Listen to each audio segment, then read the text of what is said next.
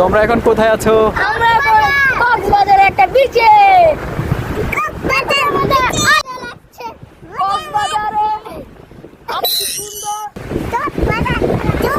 কক্সবাজারে ঝড় হচ্ছে। আমরা এখন কক্সবাজারের সমুদ্রের কাছাকাছি আছি এবং ঝড় দেখছি।